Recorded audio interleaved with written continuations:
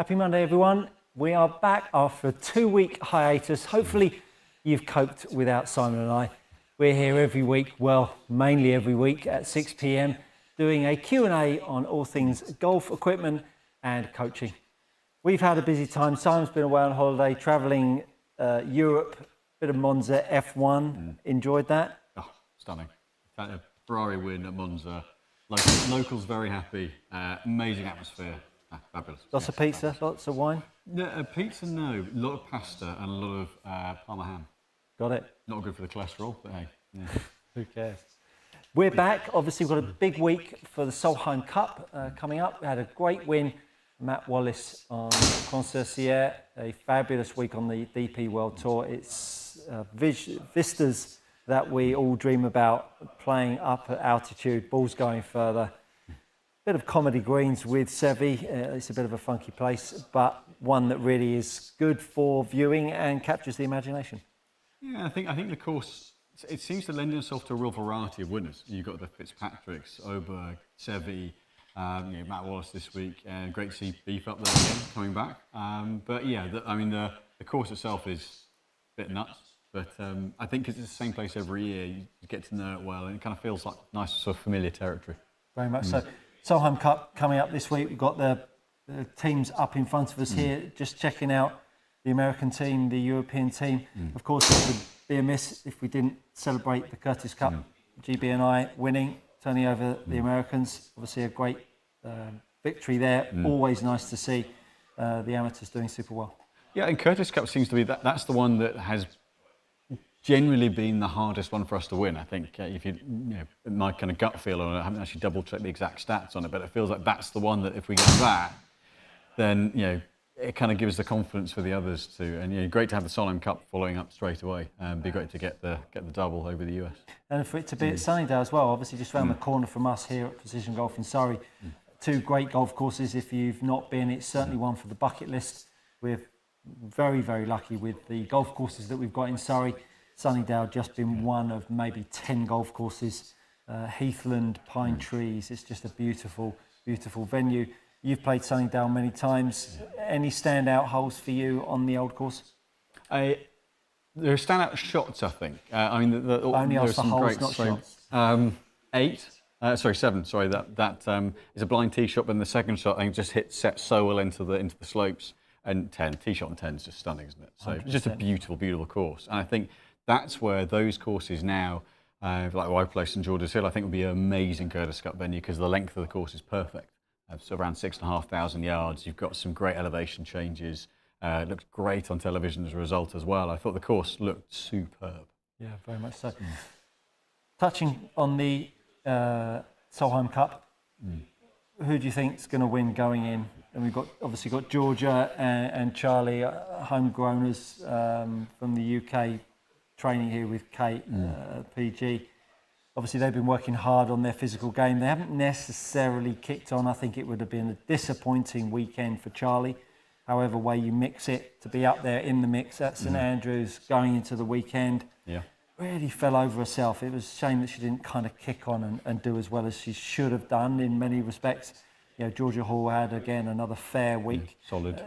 Fair week. But, it'd be nice to see, obviously, the Solheim Cup be won by the Europeans. We've got Leona Maguire. She's obviously having a good season. She's a strong competitor, consistent competitor. As well. Good, consistent competitor. Madeline Sagstrom. I was in Sky a few months back and we were talking about Madeline, and she's got. I actually played against Madeline in the Sunningdale Foursomes a few years ago. Incredible swinger of the golf club, really strong player, but again, someone that hasn't got over the line, hasn't won enough on the Ladies European Tour, on the LPGA Tour as well. What do you think? They've got 4 captains picks to go. Who do you feel is going to be the standout team? It's interesting. I think the European team has both teams actually have a real mix of experience and some young blood. I think when you got Lexi's last one, currently she may decide she wants to come back again, but I think currently would say her last Solheim Cup. I think having Europe having won the last couple, I think on home territory, I think the US are going to really, really want this. I think this is going to be think the last few have been really even contests, and I think this is going to be another one. I think it's going to go right down to the wire. I think the US are just going to get it. I don't want it to be the case, but I just got to feel that they're just going to get over the line this time. We'll see.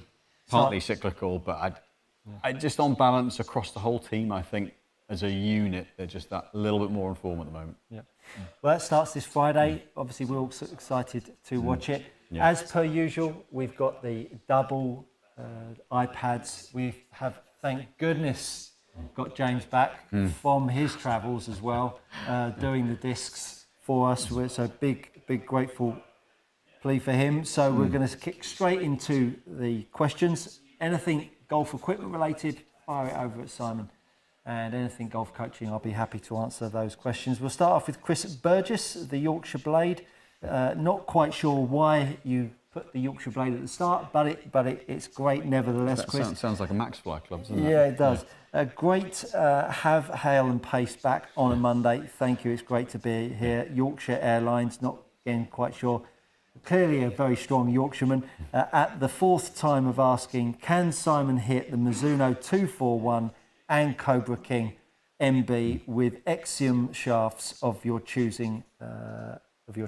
Yeah, certainly. Go and grab those. Yeah, he will go and dash off and grab those. Mr. Tightless says, welcome back. He's missed these. Well, great to be back.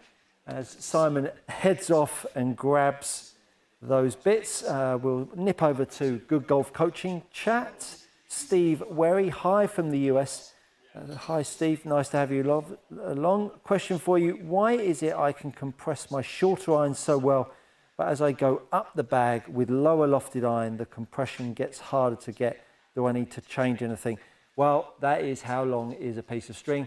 Ultimately, people are very happy hitting down with loft, and there is a point where hitting down with lots of loft becomes no longer efficient when the loft reaches a certain value. And again, that is different for everyone. And the reason why it's different for everyone is because of your clubhead speed, how much open or closed your face to path is, how much your angle of attack is affecting it, and how much your pivot is out of shape relative to the golf ball. So unfortunately, without seeing you, Steve, I can't give you any certain ingredients. My first port of call would be, what shape do you hit in the sky? Do you hit a bend to the left, or do you hit a bend to the right? Second question would be, what's your clubhead speed? And third question would be, do you take a divot? And from there, I might have an idea of where to go with it. But this could be, we've got an hour, so keep those insights coming over. Doug has come on. Hi guys, good to see you back. Are you up for a skills challenge? We're always up for any challenge. We are going to play the hideous 18th hole at Cranier in a moment, once we get through some questions, and maybe we'll do it while we're answering the questions. But Simon is going to get into this on fourth asking, by all accounts, from the Yorkshire Blade, of trying out these the Mizuno 241s. I'm going to grab a drink while you do that. So yeah, 241s and the Cobra, the MBs, both really classic blade heads, compact, very simple looking, clean top lines. Cobra's a little shorter heel to toe, but yeah, both soft feeling, classic, beautiful blade heads, if you like that kind of thing. So I've gone the 105 Axiom simply because the 125 is too heavy for me. So this is the closest to what I play, and we'll get a bit of a comparison in the data, and obviously ignore where it goes in the background on this. This is set up for a tee shot, but we'll look at the data and compare. So. And that was right out the toe, so we're not going to judge that one too harshly. And that was quite lucky, really, because I nearly walked straight in front of the camera when you hit that, so that wouldn't have gone down well either. Let's see if I can find somewhere near the middle of the face. There we go.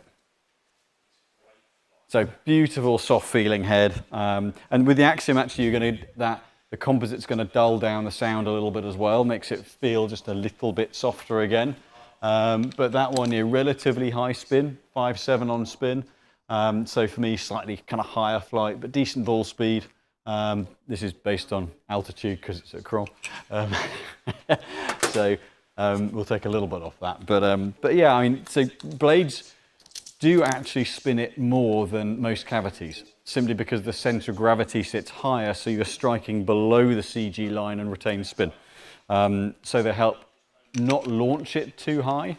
They keep launch down a little bit, but they do spin it a little bit more. And then going into the Cobra head, in a little bit shorter heel to toe, but certainly not going to lose any of that feeling of softness with this head. Slightly more solid hit. Nice. A few people would have been paying for these, taking these shots. Mind you, that hasn't got to the fairway, so probably they wouldn't have wanted that. Yeah. So a little bit. That one drew a little bit more. I'll do one more just to give it a fair trial. But 5-3 on spin, so a little bit less high on spin. The Cobra head's generally been pretty good for maintaining.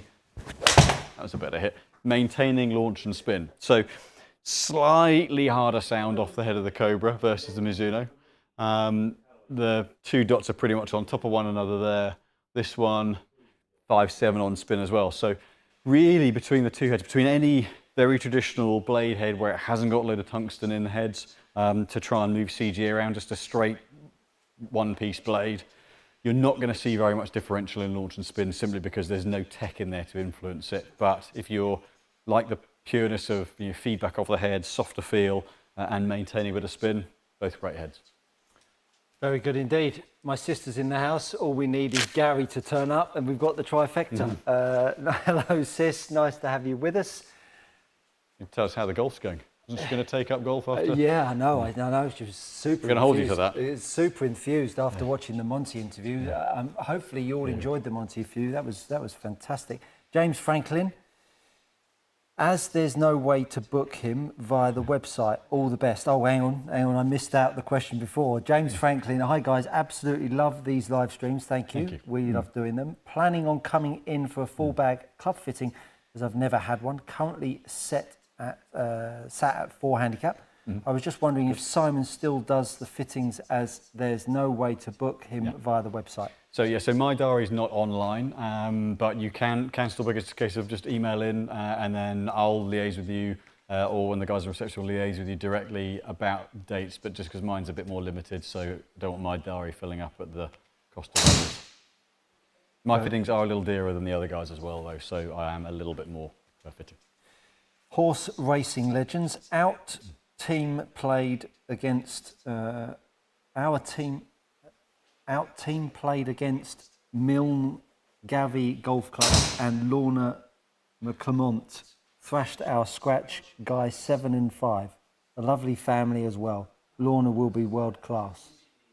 Horse racing legends. I don't really know what that means, but it's as good as I could read it.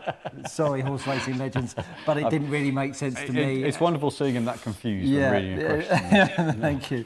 Josh Wright, we know Project X, DG, KBS, Modus, iron shafts. Can you hit a few with more unusual fitter-only choice iron shafts? Maybe Oban or Acra or something else obscure. T100 head would be good, good head to match. Okay. All right. Yeah, certainly do that. We've got challenges coming in on the page now about you and I. I've got a challenge coming from Doug. He says, "Hi guys, good to see you back. Are you up for a skills challenge?" And the skills challenge is driver challenge. Tape up or spray the face. Well, we don't need to do that, Doug, because TrackMan can track the contact patch. Wants us to hit one out the high toe, low toe, high heel, low heel, and out the middle. The middle one will be tough. Yeah, that's the bit that's difficult. We'll certainly give that a go for you, Doug. Absolutely no problem at all. I'm going to jump back to Baptiste Vanquim. Hello from France. Could you please explain the concept of narrow, wide, etc., and briefly how it applies for type of club, driver versus irons, or type of game, long versus short game? Always thankful. Well, you've asked about 8 questions in one there, Baptiste. But look, here at Precision Golf, we always aim to please. We usually do as well. So narrow and wide. Narrow and wide are referencing 2 points. One, the hands in relation to the body, and 2, the club head in relation to the body. If you're narrow with your handle or narrow with your hands, it means that your arms are folding up. So your arms are pulling too close. If you're narrow with the club head, it means that you either have a lot of wrist set going back or you have a lot of wrist set coming down. The more narrow you are with either, usually you have more angle of attack if that's on the way down. If you're more wide on the way down, you are usually shallow in angle of attack, and that will affect ball flight and also affect the speed that the club head travels in. If you are wide on the way back to narrow, that's a more powerful movement. If you are narrow on the way back, you're usually wide on the way down, and that's a more of a less powerful motion. For short game, if you are wide with both club head and handle, you'll tend to have a much cleaner, more flighted short game.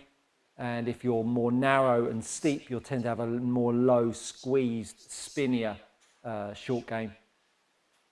In general, it's better to be wide with short game than narrow, because that means you collect it. And the same for drivers, you want to be wide for drivers. But then for irons off the deck, you want to be more narrow. So the trouble with this game is that not one size fits all, and that's really the skill to it. You need to be super narrow when you're trying to hit something low. You need to be super wide when you're trying to hit something high.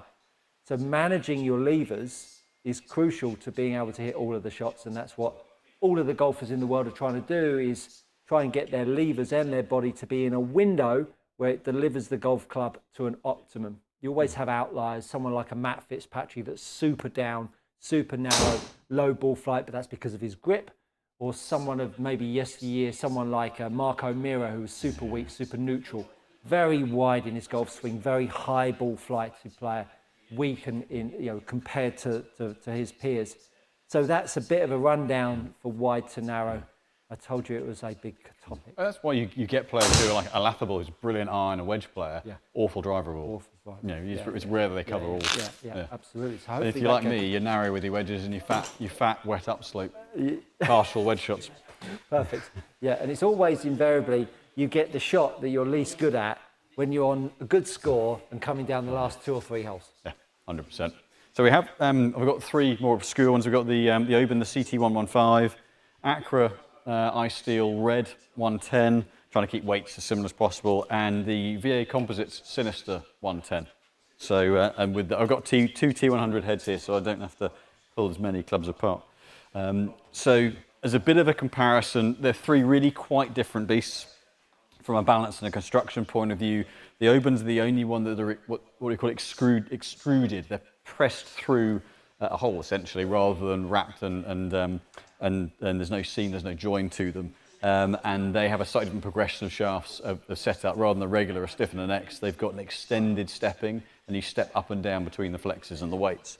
So this is a shaft that I play. Very, very smooth, consistent feel. There's a real kind of load all the way through the shaft. Very even balanced profile. Mid-launch, mid to strongish mid on spin, but a really kind of the consistency of flight out of these really, really nice. Very stable all the way through the set. And we go to the Acra, the Ice Steel Red, they do a green as well, which is a kind of a mid-launch, mid-spin. The red is designed for lower launch, much heavier in the tip. So generally suits someone who's got much more of a kind of aggressive kind of hit at pull on the handle. So for me, this wants to drop in behind me a little bit more, so I'll have to work a bit harder to get this through. But a very stout, stable feeling shaft. So I've got to fetch that a lot more. It suits a little bit more of an aggressive action in principle. Theory brings the flight down a little bit, but a much stiffer, more stout feeling shaft. And relative to weight, swings heavier. And then switch over to the VA Composites. This is a composite shaft. Got a bit of tungsten powder in it, with mixed into the glue in with the weave to get the balance point of the shaft down a little bit more. Now this is a parallel tip shaft, so it's not progressed. So there's a unitized shaft which is then trimmed to length and for tip length as well. We'd love Vic to do a tapered tip version of it, but currently he doesn't want to do that. But a really smooth feel, say same weight, but if you want to take a bit of vibration out, go to the composite, the layers and the construction, take a bit of the vibration and the sting out of the strike. But for a graphite, for a composite shaft, still get a bit of feel for the weight down the bottom end, a slightly more cushioned contact from a sound point of view, but a really kind of smooth feeling shaft. It's just whether the lack of progression of weight through the set allows you to feel the short irons or not. But kind of sits similar kind of weight, nice sort of pretty neutral, strongish flight out of it, but construction-wise, three totally different shafts, and this one looks really funky. Very good.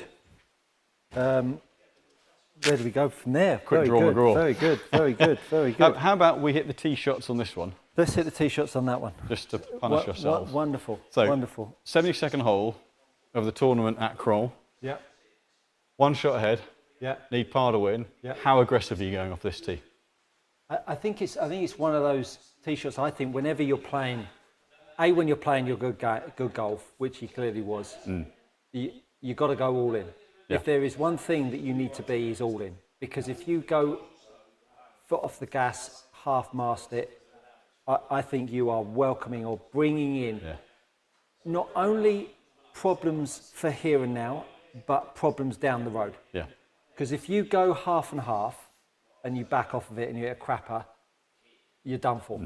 Because now you've gone conservative and you're out of shape, you're bound to make bogey. Whereas if you go all in and you hit a crapper, at least you can grow from it.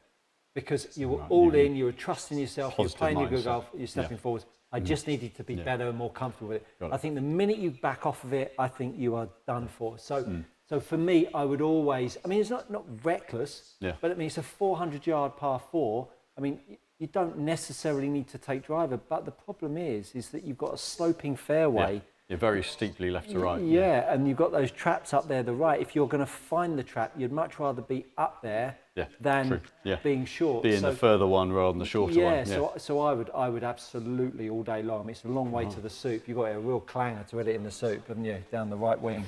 So you've got to be longer than you or I. So I would definitely be taking said driver out. You? What would you be doing? There's a bit of me that kind of feels like saying, well, would you just put the chicken stick out there? But then you've got a long shot into this green. Yeah, well, I mean, you're better off playing from closer in. I played in front of you at Costa Navarino, and I was hitting driver everywhere, and you were hitting your 2-iron in a lot of places where I thought, so you're definitely not hitting driver down there, are you? I think the only thing with this hole is, I agree, I think it's better to be further up. Yeah.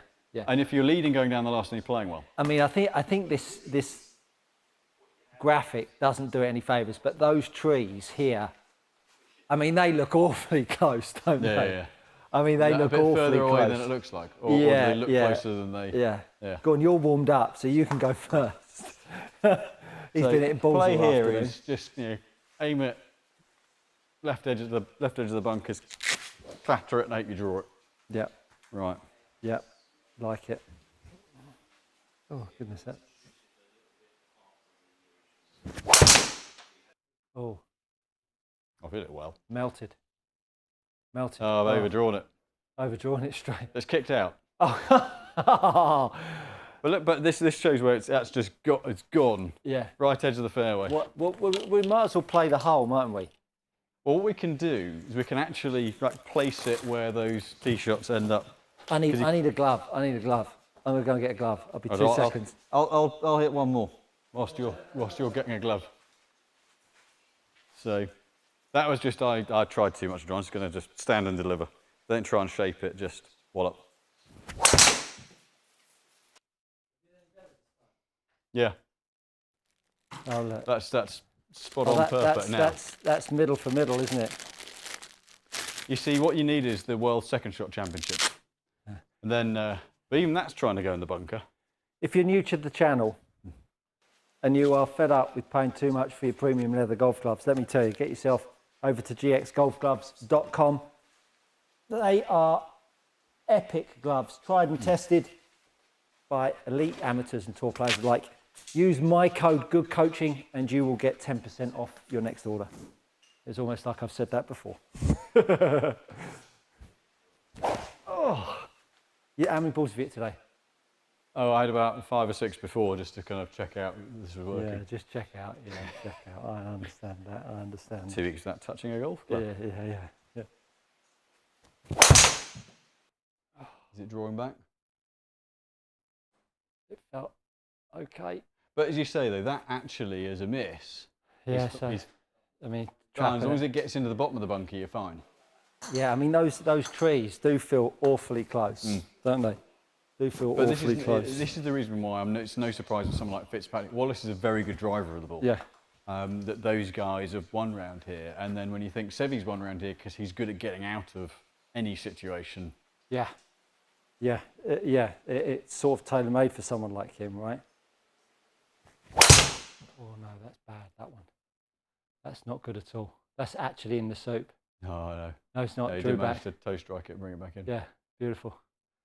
That's where Sevy had to hack out of the trees down the right-hand one. But it's a tough tee shot, isn't it? It is a tough tee shot with those overhanging then you're trees. left with a horrible approach. So if they want to see the approach as well. Yeah, not nice. And you're playing out of the right semi-rough half the time. We've ended up there. Over water, tight pin.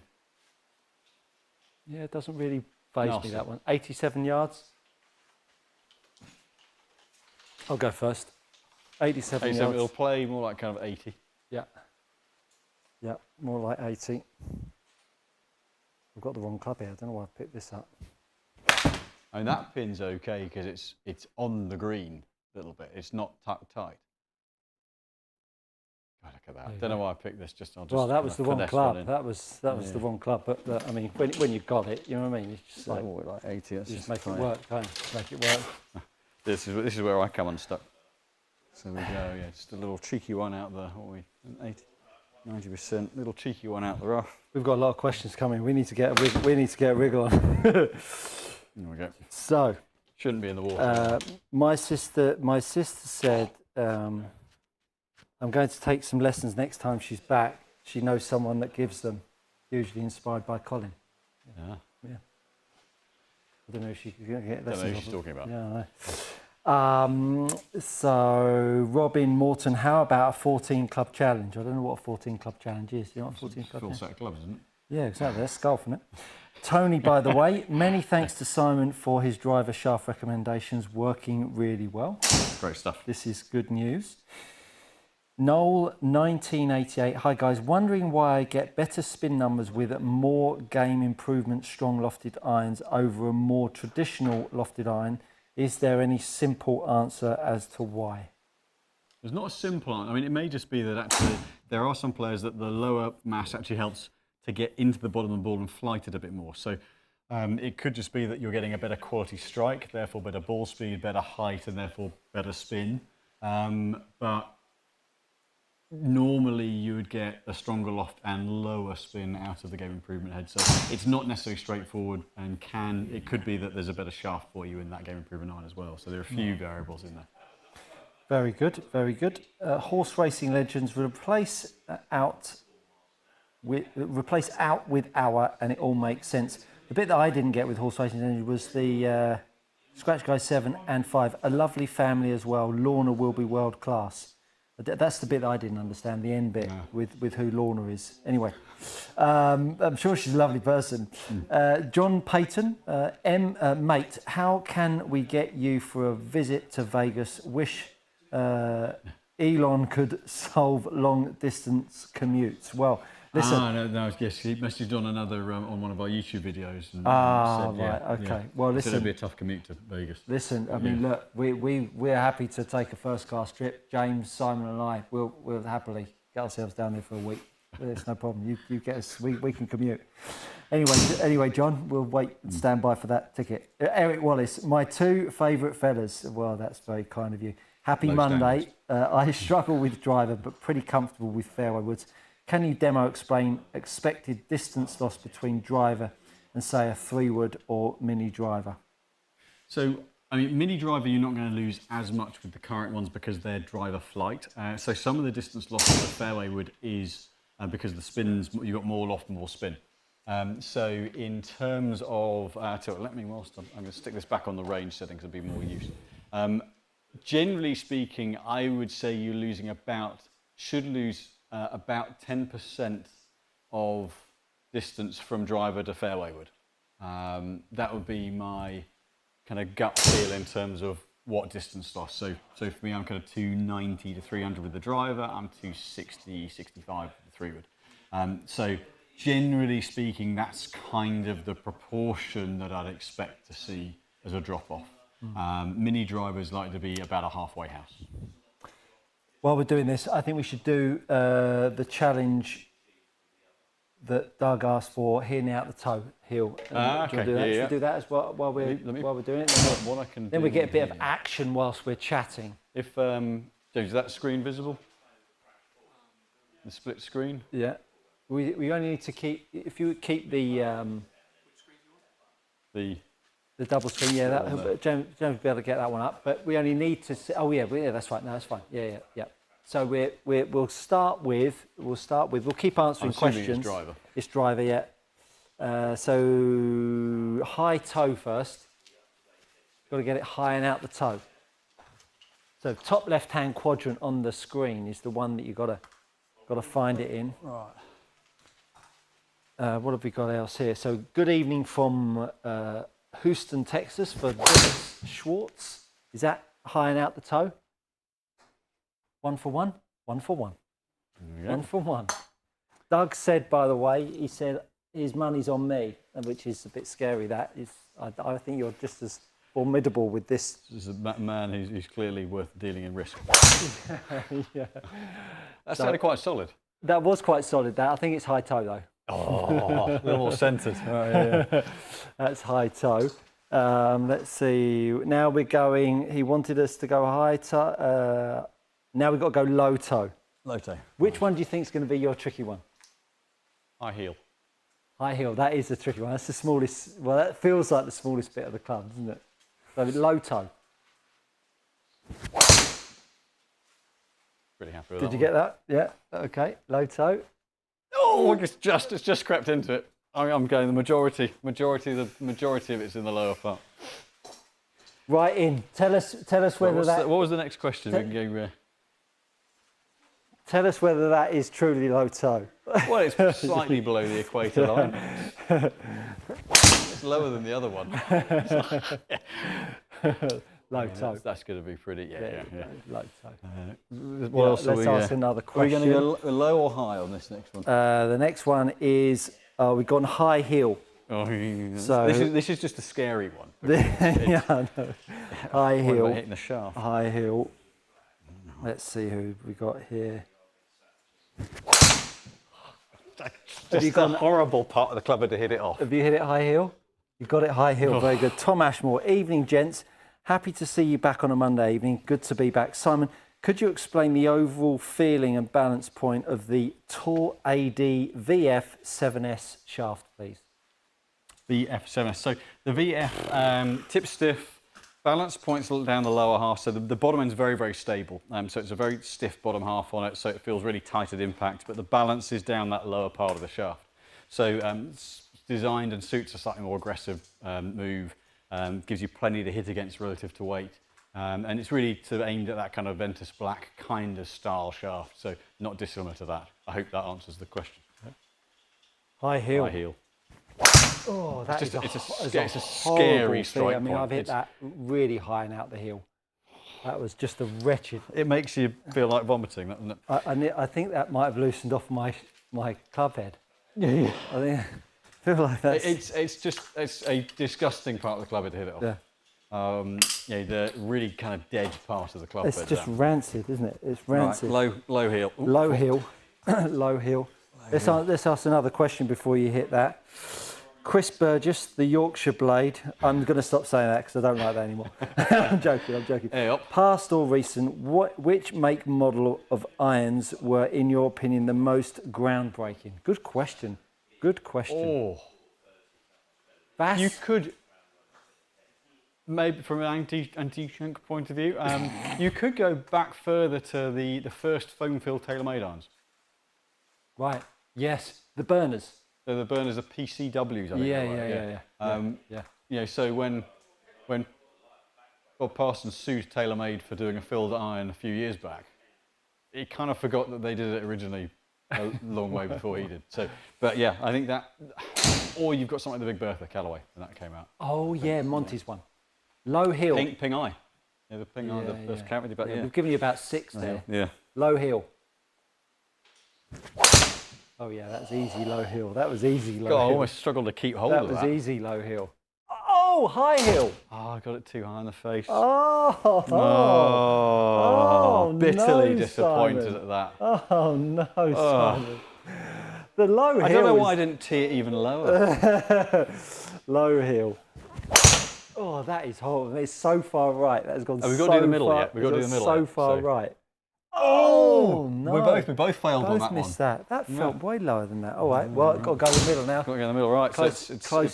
Closest to the middle. So this will be the tie break then. This is the tie break.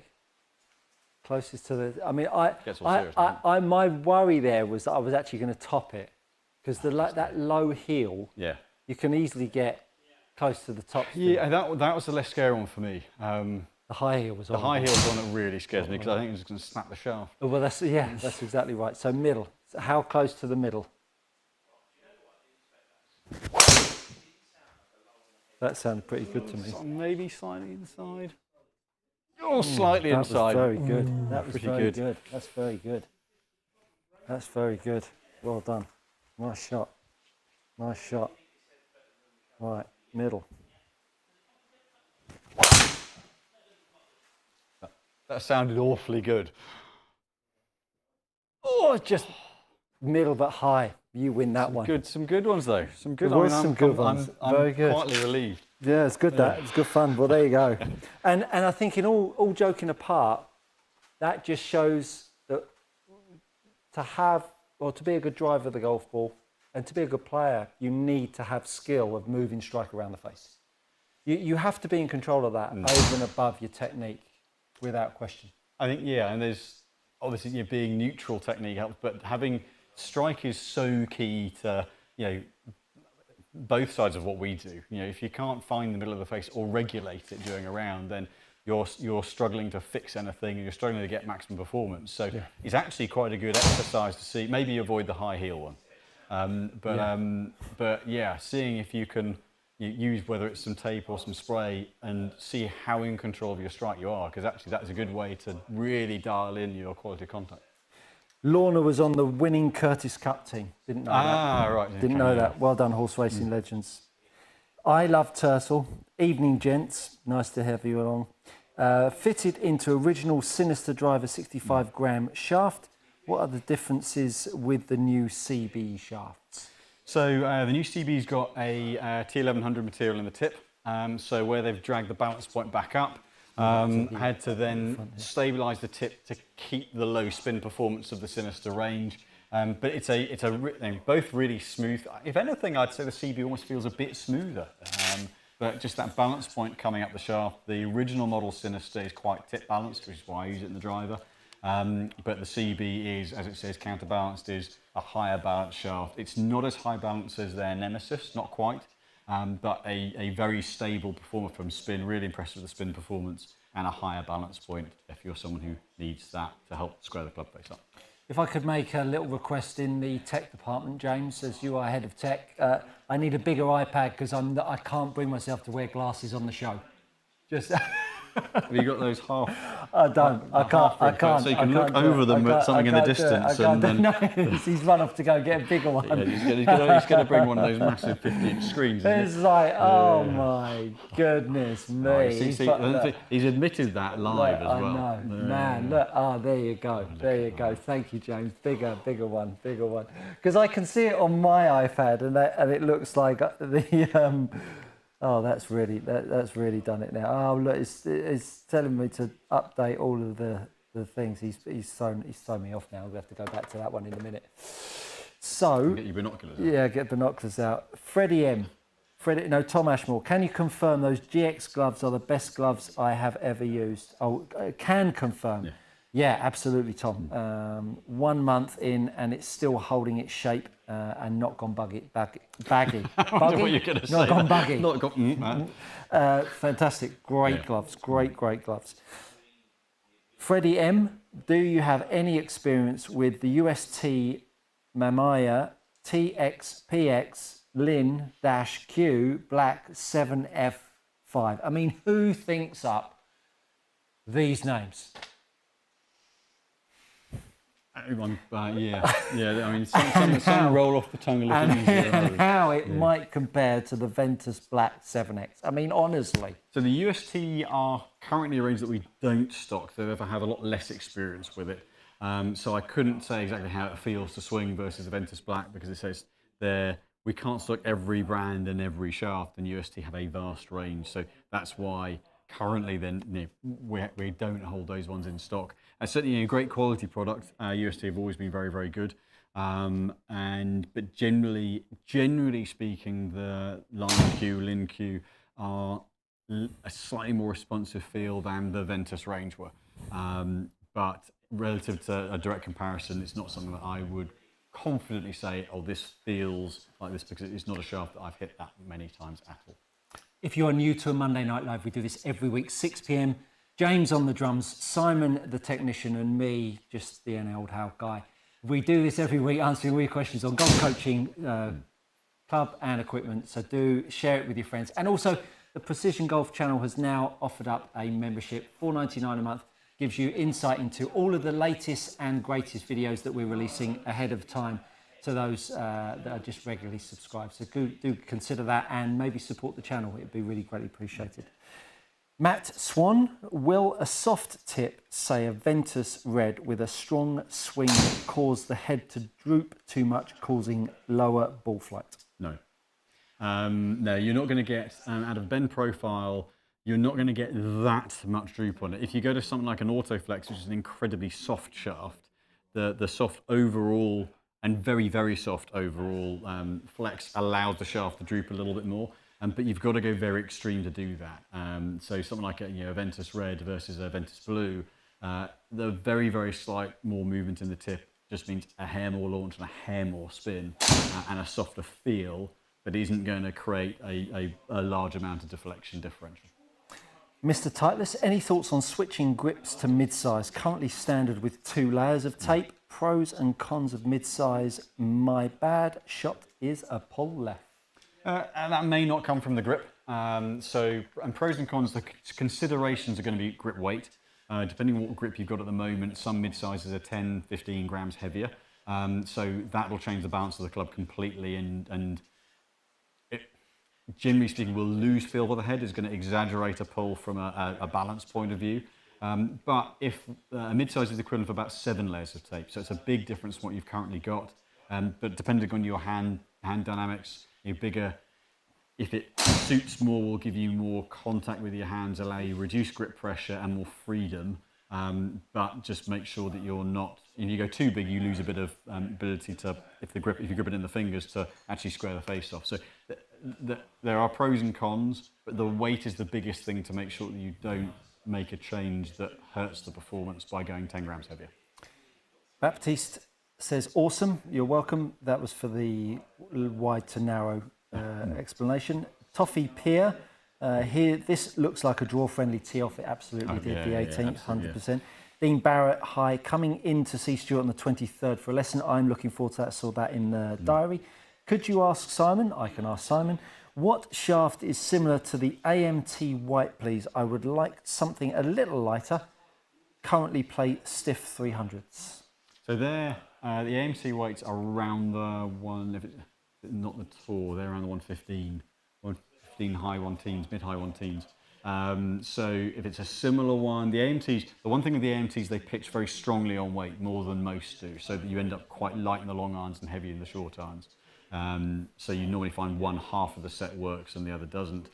Similar kind of shaft, I would say 115, mid-launch, mid-spin. Not the dynamic gold mids, they'll swing too tip heavy. I would go with either maybe a Modus 120 in the stiff, might swing a little more tip balanced, or, sorry, thinking. The KBS tours from a weight point of view and tip responsive point of view, but they're going to swing a little bit lighter. Yeah, either of those are good options, depending on whether you want something with a bit more feel of the club head or a bit less. Very good. Nigel, hi gents, does putting a heavier weight in the front of a TaylorMade QI10 core reduce spin or is more draw bias? In principle, weight in the front reduces spin a little bit. I think with the QI10, the core one actually has one in the heel, if I think that's the one you mean. Technically, it changes the spin a fraction. Technically, it changes the draw bias a fraction. But unless you're making a big change in weight, which will knacker the balance of the club, it's not going to do very much. It's just the weighting of it, really. Toffee Peer, in your opinion, what's the best 2024 driver if you consider forgiveness versus distance? Callaway's Triple Diamond Max. Very good. It's really good all-round head for spin stability. Yeah. Is centre of the face always the best, though? Yes, you should always aspire to that, I think, because otherwise you're adding gearing from a shape point of view and spin up or down. So you can get, depending on your face orientation and impact, you can get away with a miss one side or other. So if you open, a slight toe miss will kind of cancel things out. But you are playing with fire a little bit by trying to miss-hit it. I would always try and get the middle part of the head because then it's the most balanced, the most stable at impact. Very much so. Doug says, great demo, guys. Interesting seeing the spin rates change as well. Absolutely. Huge variables, absolutely. Yeah. Freddie M, what sort of linear profile driver shafts, popular among higher speeds, have a more mid or neutral balance point? Ventus black and VF low balance. Hazardous T1100 high balance. What's in the middle? When you say linear, I assume you mean kind of stable ones. What's in the middle? The Ventus TR. That weave in the top section brings the balance point back up a little bit. In terms of really neutral, the Tensei 1K Pro Blues are a little less low spin, but they're really incredibly neutrally balanced. Those are probably the most neutrally weighted all the way through. Very good, very good. Matt Swan, will a soft tip? No, I've done that one already. Chris Burgess, I'm not saying the Yorkshire Blade, he said it again, he put it in capital letters this time. Chris, you nearly got me there. Dream irons to own again, Mizuno TP2000s. What would be yours? Those are those gold things, weren't they? Those TP2000s. Yeah. They went very big in Yorkshire. They weren't very big anywhere else in the world. What were yours? I always wanted a set of TP9s. Yeah, I had a set of those. That was a set that I always wanted as a junior growing up. So them. I was TP19. It's like a top line those. Yeah, they had a bit. Faldo's one. Yeah, that's right. Yeah, I was a Faldo junkie. Yeah, bad. That or TP18s. Those are the ones I always wanted as a kid. Yeah, very good. Freddie M, yes, it's a very silly name from UST. Yeah, it is. Yeah, that was the one that I ran out. Bloody hell, I mean, it was ridiculous. They must sounds like Morse code. I'll tell you how we're gonna name this. Yeah. Paul Dunn, gents, I can't feel the club face in transition. Just reach up and grab it and you'll be able to touch it. And in the downswing, clubs too light, KBS Tour, light, regular, or grip, or something else.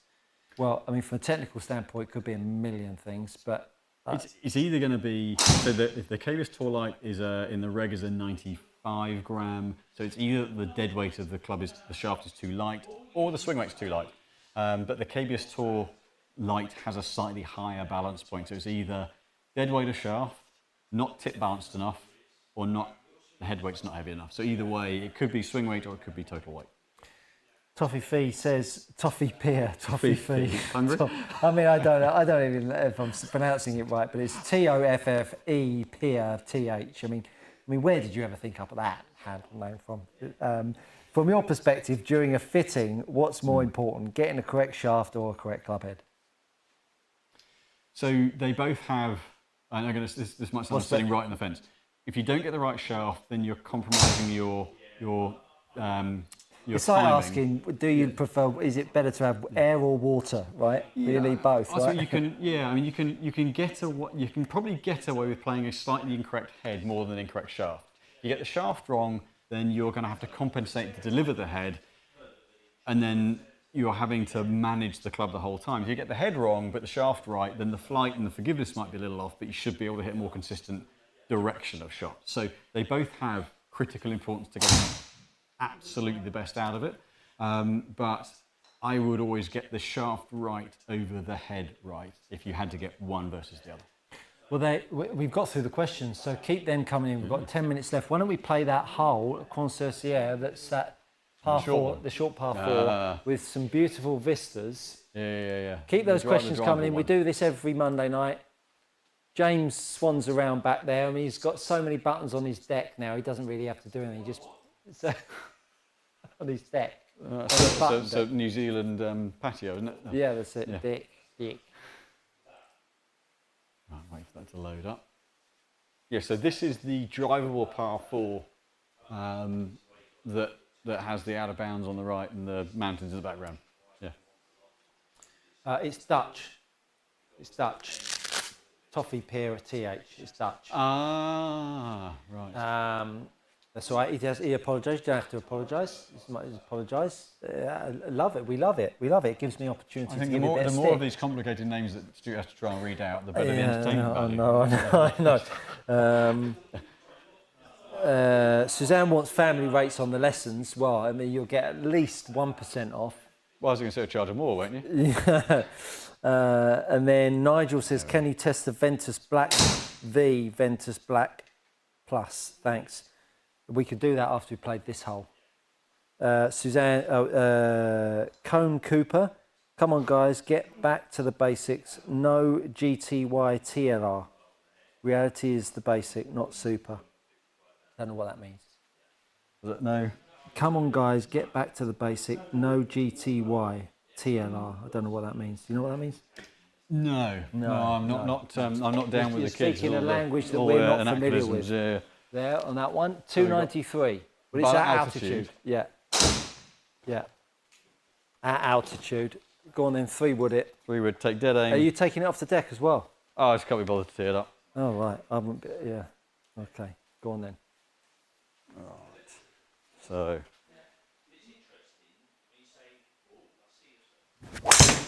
Oh, that was nice. Oh, that was. How many? Hang on a minute, James. Has he been standing here? I have hit this one before. That is absolutely melted. Get left. Oh, that's a nice shot. I don't think I've got this one. I reckon you can get it there. Yeah. That was a little bit. Was a little spinny. A bit little puffy. weak. Was I've it? got a bit more in the tank over that Puffy. one. Bit puffy. It's in bounds, which is the key thing. I can't believe how many of them hit it dribbled out of bounds on this hole. Yeah, when you think how much. I mean, playing out the bunkers onto the green is not exactly fun because you're going back towards the out of bounds. Yeah. But Nevertheless, right? I mean, it was brave of you to say that before you hit. Oh no! Oh no! Oh no! That went out of bounds. That went out of bounds. I mean, I can't believe it either. I'm gonna go. I'm gonna go one more. I'm gonna go one more. Shocking, isn't it? I'm gonna go one more. Come on, Stuart. That was never going right. No, I don't think I've got that. I'm feeling very slow. Well, good layup. Anyway, that's what the crowds came to see. Yeah. A nice layup into the rough. So there was a driver. There's a sharp comparison. Yeah, there was the driver. Oh no basic instruction. No basic instruction. I don't know what that means. No basic instruction. Anyway, still don't really know where you're at. Uh-oh, Gary Sutterfield's on. The question was, hang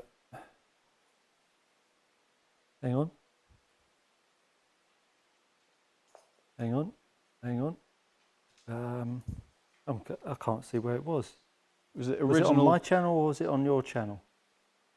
Was it original Ventus Black to Bellacore Plus Ventus Black? I think. Think of I believe. I can't see where the question's gone. Oh, here we go. Nigel, can you test a Ventus Black V, Ventus Black Plus? Thanks. Certainly can. Tom Ashmore, could you recommend any drills for releasing angles in the downswing with fairway woods to shallow out the angle of attack? I can do that in a moment for sure, Tom. So got original Ventus Black. Yeah, they are actually quite different beasts to swing with actually. So, so this one there's a little bit more. You can feel a little bit in the handle, stable in the tip, balance down the bottom end. Everyone's decided to send questions in 5 minutes to go. So you're certainly a club you can have a go at. Very, very stable. Yeah, not bad there. But definitely requires a bit more of an active move. You've got to fetch the bottom end through a little bit more with that one than some shafts. Velocore Plus is obviously the matte finish versus the gloss. The balance in this shaft is quite different. So Yeah, we needed driver for this hole. I could get there with a 3. Can you get it? Okay, that's fine. So this one, the balance point is not as tip heavy on the Velocore Plus than it is on the original Ventus Black. Right. So you get a bit more feel out of the handle in particular on this. Oh, and I need some weight in the bottom end. So for me, I lose the bottom end on it, so it doesn't drop into plane for me. It's awfully high. Yeah, that was someone's kitchen. That was so actually it doesn't need quite as active a pull on it as the original series. If I quieten my arms down with this and make just a strong turn through, then it comes through a little bit more. But you definitely get a lower swing weight with the new Velocore Plus to the original Ventus Black. You get that nicely enough out of the neck for it to just find the green. But yeah, really quite that's the most different of the 3 models to swing with in the Plus versus the original one. Chris Burgess says, great, informative and entertaining show. Many thanks. You like that little pirouette I just did there? Freddie M, can you think of a scenario where you would grab one of the original Ventus shafts rather than the new version? Yeah, so again, the new versions all swing a little bit less tip heavy. They move differently, slightly different dead weights, slightly different feels. Particularly on the Ventus Black, if you want something with a bit more balance in the tip end, I'd go the original versus the current one. If anything, the new ones feel a bit smoother, but ultimately very slight differences in dead weight and balance point would dictate which one's better for one player. You're all asking too many questions. We've got 3 minutes to go. You're flooding it with questions. Yeah. You're ridiculous. What are you thinking, people? Anyway, we'll try our best. Josh Wright, is the VA Sinister iron shaft more premium than the Axiom or similar ballpark? Not quite as premium, not a million miles off, but not quite as premium. The Axiom is pretty punchy, but the Sinister's not far off. What's the fastest 7-iron clubhead speed you've seen here? Well, apart from Matt. It's going to be up there at around 108, 109 miles. Okay. Well, Brandon, a client of mine that's just asking a question, he's 102 with a 7-iron. Yeah, it's impressive. It's impressive. He's currently down the gym. He trains around there. He must be on the bike. Need to. Good evening, guys. He's probably on the rower or the bike. Fantastic showing as per usual. Thanks, Brandon. Just a quick one. If iron shafts are plus 1 inch, should wedges be the same as even the shafts all the way through? Thanks. Ideally, yeah, most of the time you would, because at that shortest end, you don't want to be if you get a ball below your feet in a bunker, you don't want to be hunched right down to it. So generally speaking, if you're an inch long with the irons, you want to be similar with the wedges. The difficulty comes in head weights. In wedges, most wedges get pretty heavy, so swing weights can get excessive, other than with ping, where you can get a lighter head weight for them.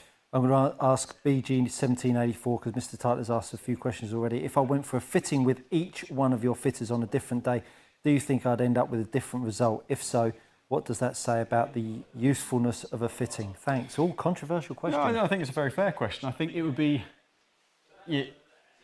ultimately, it would be, you're going to get very, very, very similar results in terms of where I end up in terms of head style, flight, shaft types. But equally speaking, I couldn't honestly stand here and say, yeah, you're going to get identical results, because we all interpret things very slightly differently. It's a human element to it, but ultimately you're still going to get a very, very similar product from each one of us. And it's still going to be a lot better than just buying blindly off the rack. You're still seeing an expert giving you expert advice and dialing in the numbers to get the best results possible for you on the day. That's got to be better than just going, oh, I like the look of them.